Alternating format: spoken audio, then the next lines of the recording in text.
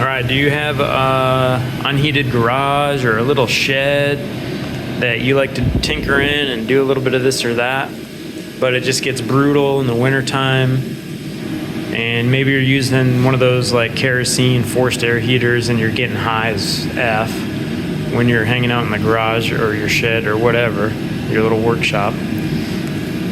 I would recommend one of these guys. I got this for when I go hunting, for like a multi-day trip in the wintertime.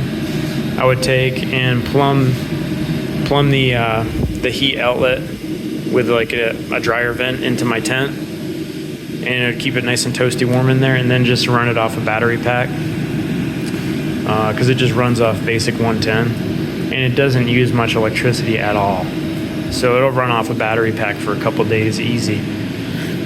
But when I moved into this place, I'm renting, it didn't have heat, and I spent a lot of time in the garage. And I got a little TV set up in here. I like to tinker. So what I did was grab a piece of plywood, popped out that window, little L bracket. The exhaust vent is not very long, so you got to keep the machine pretty close to wherever you're exhausting it. You could probably get an aftermarket one that's longer, but this works just fine for me. And then what I did was put a little piece of steel there where the exhaust goes out, just to keep the heat off the wood. And I just painted it black just for aesthetic reasons. But this baby pumps out some serious heat. Check it, dude. That's hot. It's about 300 degrees. It runs off diesel. It's not fumey at all. It smells just fine. 2 gallons of diesel fills it up, and it'll run for like 50 hours off 2 gallons. So that's like what, $8 for 50 hours worth of heat?